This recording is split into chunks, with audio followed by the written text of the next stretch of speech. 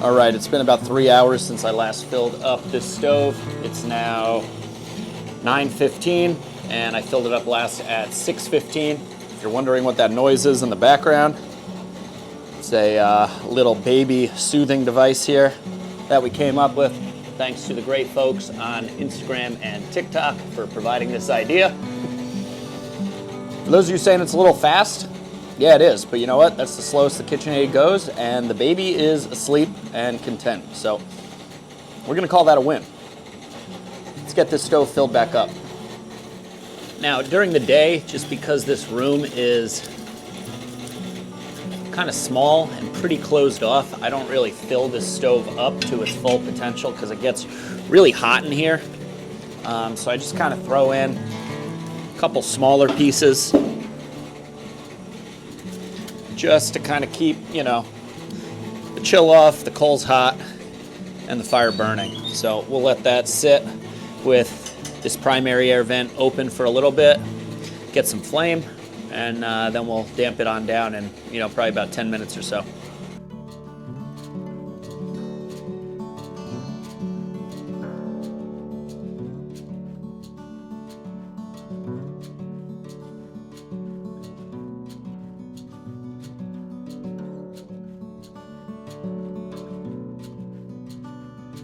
All right, it's been about 10 minutes, 9:25. Wood has obviously caught. Pull it back out, open it back up just a touch. That should calm down pretty nice over the next like 5 or so minutes. Door's closed. This one's fully out. This one's just for like getting the fire going if you were like to start a fire, if the coals really died down. Let's go do the other one. Baby is still rocking away.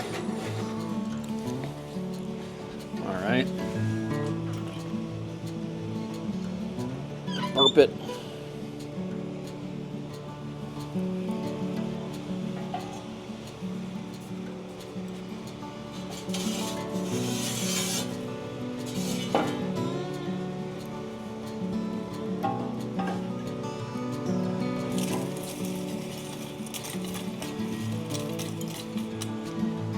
Same thing here. During the day, I don't really fill it up. In this stove, just because it's a lot wider than I cut my firewood, I typically like to use during the day just like scrap, gnarly pieces that you know, are short, they fit in this way, and you know, it helps me get rid of them because I can't really use them for bundles, and I don't like selling shorts to people. You know, a couple is fine, but like offcuts and stuff I'm not selling to people. That's what I burn with. Burns just the same, and allows me to get rid of it. I do have one regular piece of firewood we can throw on the top, but that should last us for about another 3 hours.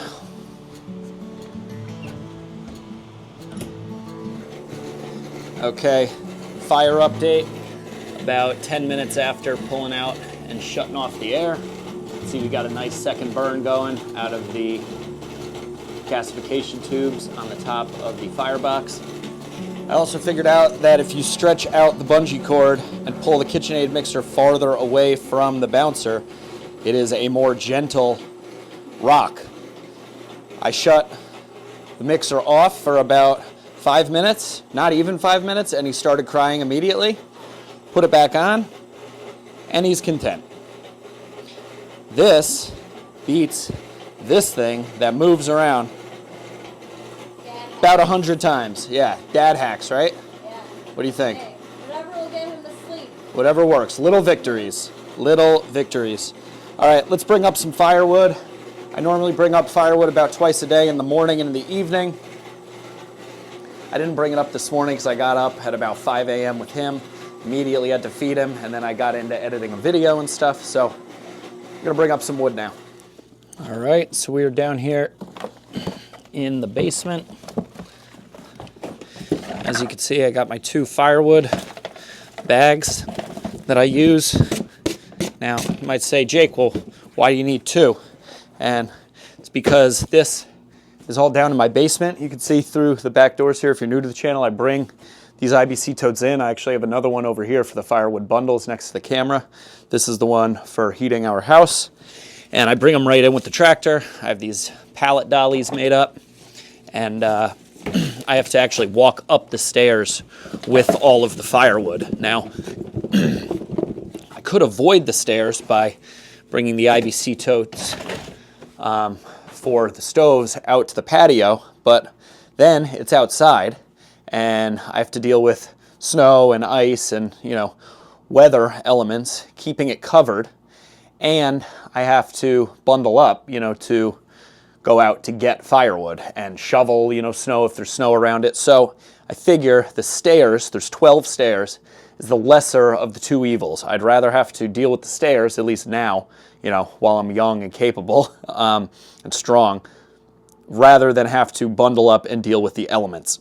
So that's why I, you know, have it in the basement, but that's also why I have two of these bags, because by just carrying one bag, you're really offset. You know, I'm a lefty, so I'd probably typically carry it with my left hand and could wear out my shoulder, whereas if you have one in each hand, kind of balances each other out, and yeah, it's like double the weight, but it's even and it's easy.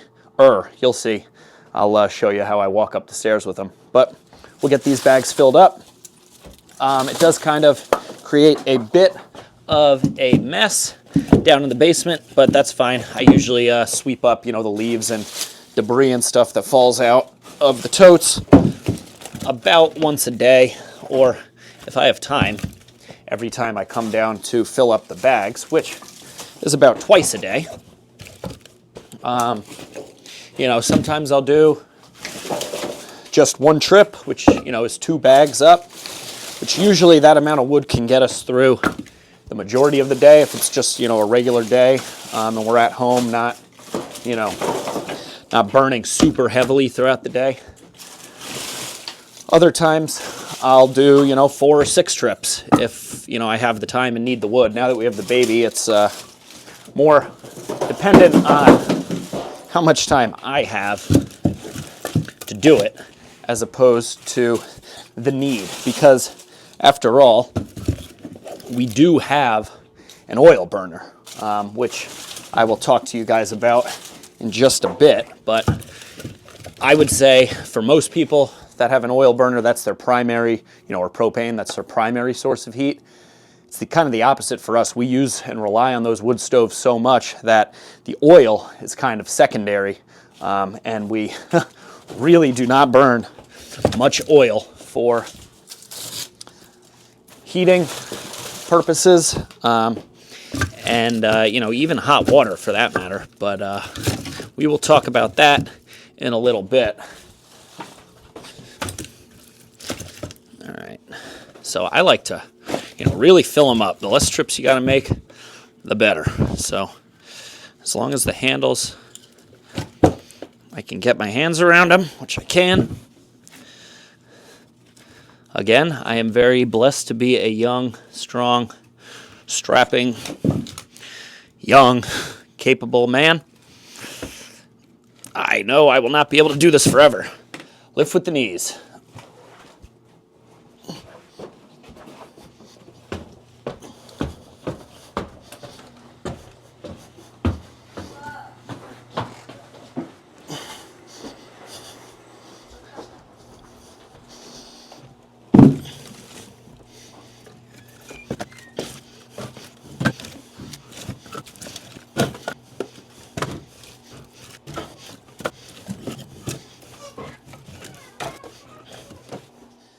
Okay, so here we are back down in my basement. As you can see, this is my oil tank.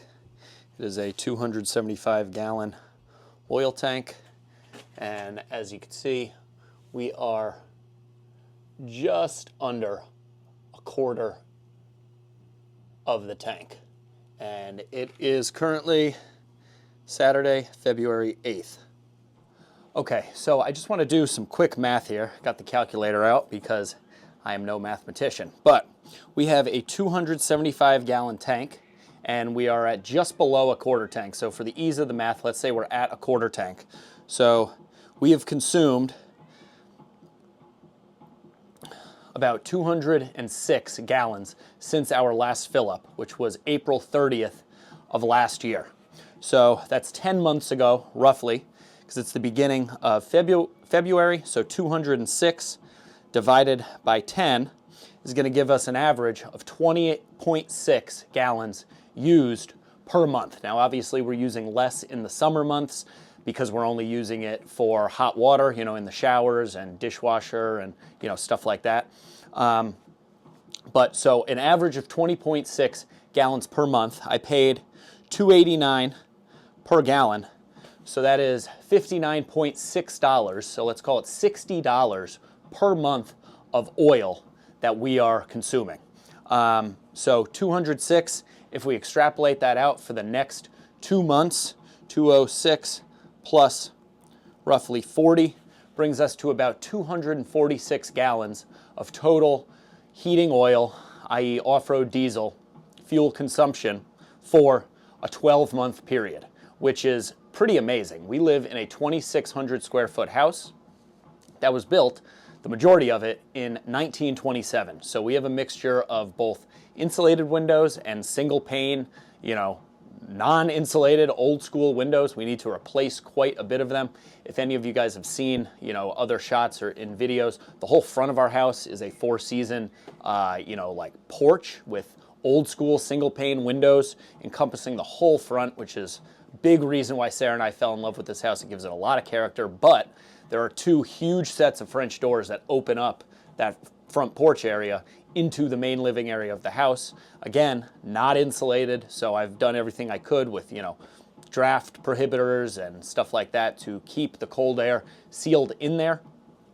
But 246 gallons of oil is not bad at all. Let me know, drop a comment down below if you guys heat with oil or propane or natural gas, whatever, how much you consume throughout the year. You know, we live in New England here, and that is pretty darn good.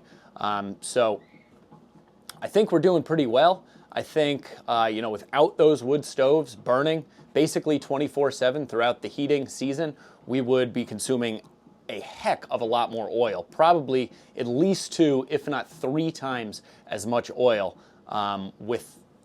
you know, opposed to those things not running. So you can see in my Nest, you know, the Nest smart home thermostats, and you can see here that we have not used oil in our upstairs zone, the thermostat where our bedrooms are, for like the past 2 weeks.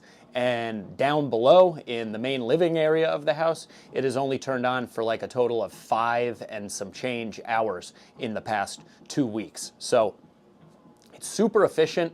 Now, I do keep track of all of the totes that I burn for my personal use here in this left column. This is the amount of bundles that I get out of totes. I just like to track that. But I have burned so far a total of 13 totes this year. Now, a lot of these totes, as you can see, were chunk totes that otherwise would just be garbage. But 13 totes of wood is 13 totes of wood nonetheless. Now, I charge $150 per tote of wood to my, you know, customers. So let's do 150 times 13. Brings me out to about $1,950 of firewood if I was having to buy that firewood. And keep in mind, we are not out of the winter yet.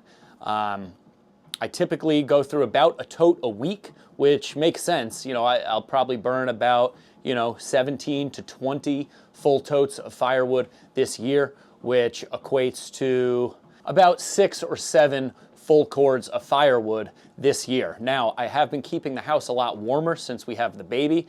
Typically, Sarah and I would keep the house around like 65 to 67, just because, you know, we would bundle up and it's healthier to have, you know, cooler temperatures. Anything really above like 67, we get hot, we're uncomfortable, we don't like, you know, sleeping like that, we get congested. So that's a comfortable temperature. Now, Sarah and I, with the baby, have been keeping it about 67 to, you know, 70 degrees in the house at all times.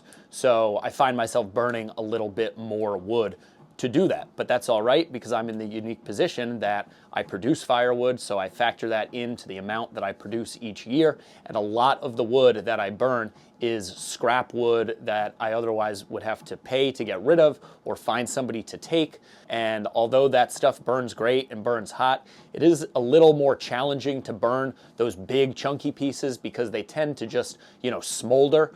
As if you don't have the airflow on those stoves, open all the way, because there's so much surface area there, it's hard for the fire to really catch those big pieces. They burn and they put off heat, but it's kind of all or nothing.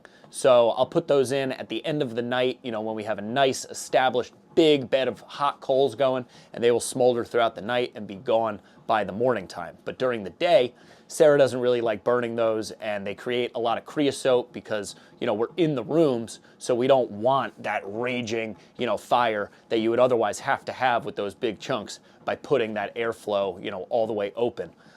So that's another thing to consider. But all of this factors into how I basically heat my house on one tank of oil, and it's not just heating, it's also heating the hot water on one single tank of 275 gallons of home heating oil each year. By no means am I saying that I heat my house for free, because there is a lot of time and money invested in both the equipment that I have to produce that firewood and the amount of effort that it takes for me to bring, the wood in and keep these things going 24/7. But to me, the trade-off is, without question worth it, in my opinion, because one, we love having the ambiance of the fire. We love the heat that it provides. If you've never burned with wood before or heated with wood, it is the best type of heat, in my opinion. It just feels different. Everything is warm. It radiates out and warms the entire room instead of just warming the air. You get warm deep down into your bones. It's not just that surface chill that gets taken off with forced hot air or something like that. So, it's great in that regard, but it does take some work and by no means is free. However, if you're willing to put in the work, it can be well worth it, as shown here. So I have my infrared thermometer here, and I always shoot it about halfway up this little wall to just stay consistent. And as you can see, we are at 82 degrees right there, which is pretty hot. And then if we go over here to this back wall, about 76, couch, 76, 77. So like I said, it can get pretty hot in here during the day, and we typically kind of let the stoves burn out during the day while I'm typically away at work. Today's a Saturday, so it's a little bit different. I've been keeping them going a little bit just to get the temperature up in the house. We're expecting about 5 to 8 inches of snow tonight, so I'm gonna get called into work for sure for snow plowing. Want to make sure that there's plenty of wood in the house and that the house starts out at a warm temperature, because Sarah will typically, like I said, let these stoves kind of peter down to a nice bed of coals by the time I would normally get home from work at around 3:30 in the afternoon. And I leave around 5:30, 6 o'clock in the morning typically. So she, if it's really cold out, will refill the stoves. She has no problem doing that. She does a very good job of it. But it has been a little bit warmer out during the day, typically hovering right around, freezing 35, 37 degrees. So still cold, but not frigid. So that is kind of where we're at. I think that will be the last time I fill the stove for several hours now, and we'll let the coals just kind of radiate and do their thing. So guys, hopefully this gives you a little insight into what it's like to burn firewood and primarily heat your home with firewood. If you're looking into potentially, getting a wood burning unit to either fully heat your home with wood or, offset the cost of alternative, sources of heat and energy.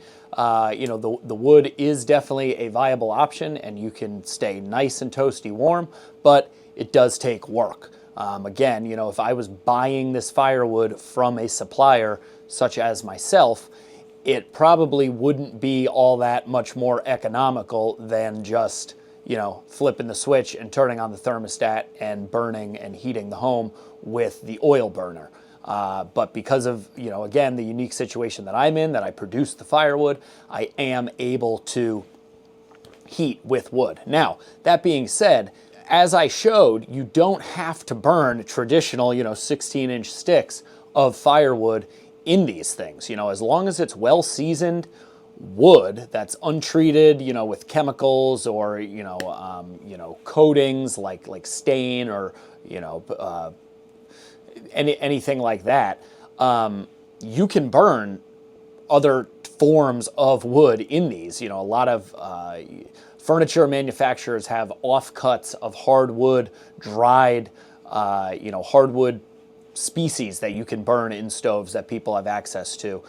There's, pallet facilities that manufacture pallets that have scraps. So there's all different ways that you can source the wood. Buying firewood or having your traditional firewood is just one of those ways. So if you get creative, you might even if you're not splitting and, producing your own firewood, you might be able to find more cost-effective alternative, methods of procuring the wood that you burn to heat your house. So hopefully you guys found this interesting and you enjoyed the video. Again, there is a link down in the description to my Amazon store that has a list of all of the different fireplace tools and gadgets and knickknacks that I use to both clean, maintain, and feed these wood stoves that are running pretty much 24/7 here at our house. So if you enjoyed the video, please give it a big thumbs up. If you haven't done so already, click that subscribe button down below. I'd really appreciate it. Questions, comments, feedback, throw it down in that comments section. But for now, I'm Jake. This is Dude Ranch DIY. Thanks so much for watching. We'll see you here next time.